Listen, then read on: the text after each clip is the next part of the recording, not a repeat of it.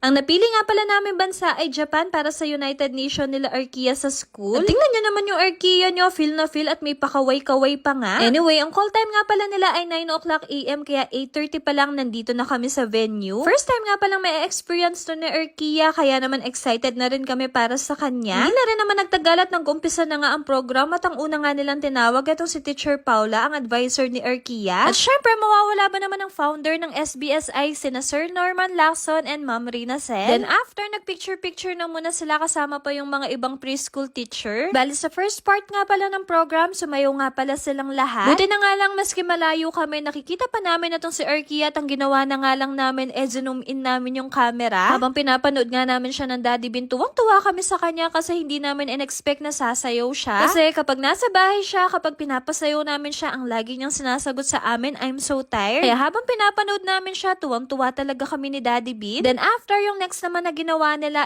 finlex nga pala nila yung mga costume nila at naglakad nga sila dito sa may red carpet. Ang cute nga ng mga costume ng mga classmates niya kaya aliw na aliw kami. Sa mga punto nga na yan, mix na talaga yung emotion namin ng Daddy Bean kasi hindi namin akalain na maglalakad siya. Alam mo yung feeling na halos mamilipit na nga kami sa kakatago sa kanya pero nung nakita niya kami, kinawayan pa nga niya kami. Then after, ito na nga pala yung pinaka-performance nilang magkakaklase. Na-upload ko na nga rin pala tong raw video na to kaya itong mga pinapakita ko sa inyo, ito yung mga iba pang clips. Pero seryoso, habang pinapanood ko nga itong si Arkia, hindi ko talaga mapigilan yung luha ko. Sabihan niyo na ako ng OA kung OA pero hindi ko talaga ma-explain yung nararamdaman ko dyan. Kasi nga, hindi ko talaga to in-expect dahil hindi naman niya to ginagawa sa bahay. Gustong gusto ko pa nga sumigaw dyan ng Arkia, I'm so proud of you. Pero seryoso, sobrang proud talaga ako sa kanya kasi in-enjoy niya talaga yung bawat moment. Habang pinapanood nga namin siya, akala mo talaga meron siyang sariling mundo kasi hindi siya nagpapadistract sa iba. Kaya ate, for sure, paglaki mo, mapapanood mo to at gusto ko lang sabihin sa'yo kung gaano talaga kami ka-proud ng Daddy Bean mo. Literal na ginulat mo kami at ang sarap nga sa pakiramdam. Alam nyo ba, binilhan ko pa nga siya na tong Japanese clogs kaso hindi niya sinuot. At ang sabi pa nga niya sa amin, slippery daw kaya hindi na rin namin siya pinili. Buti na nga lang at dala-dala namin na tong sandals niya at pinagmedyas na nga lang namin siya. Ayoko rin naman kasi siyang pilitan kasi mahirap na baka madulas nga siya at hindi siya maging komportable. Anyway, dahil nga first time ni Arkia ma-experience ang United Nation, pinapicture nga pala namin siya sa MS Creative Arts Studio. Alam nyo naman, dito talaga kami nagpapapicture kapag meron kaming mga events. At dito, palagay na ang loob ni Arkia kaya hindi na kami nahihirapan sa kanya. Kilalang kilala niya kasi yung mga staff dito kaya kung mapapansin nyo, hindi siya naiilang magpa-picture. In fairness naman dito sa anak ko, nagustuhan nga niya itong costume niya. O sa mga naghahanap ng studio dyan sa Pampanga, itry nyo na dito sa MS Creative Arts Studio kasi napakaganda ng quality ng mga shots niya. As in, sinasabi ko talaga sa inyo, walang tapon, lahat ng pictures panalo. Hindi kasi talaga sila titigil hanggat hindi sila nakakakuha ng magandang shots kaya isa pa yun sa nagustuhan namin. Tapos, sila pa mismo yung nagsasabi kung ano yung magandang pose. Natutuwa pa nga ako sa photographer nila kasi siya na yung nagpipicture, siya pa yung nagpapatawa dito kay Arkia. Pero syempre, hindi lang sila yung umeffort din talaga kami ng Daddy Bean na tignan nyo naman, meron din siyang payong para gagayahin na lang din siya ni Arkia mag-pose. Nasa 20 minutes nga lang yung shoot namin kasi nga nakisama naman na tong si Arkia. Oh, diba? May idadagdag na naman ako sa di-display namin and panibagong memories na naman to para sa kanya. Kami kasi ng Daddy Bean, as much as possible, gusto talaga naming ma-experience niya yung mga ganito. Yung feeling na kapag meron siyang first time na gagawin or meron siyang events na a-attendan, gusto naming maging memorable para sa kanya. Kasi nga, nung bata kami ng Daddy Bean, hindi naman uso yung mga ganito-ganito. Kaya ngayon, yung mga hindi namin na-experience, ipapa-experience namin sa mga anak namin. So, pakita ko na nga rin pala sa inyo ng mabilisan itong mga iilan shots niya. Oh, diba? Feel na feel ng Arkia nyo?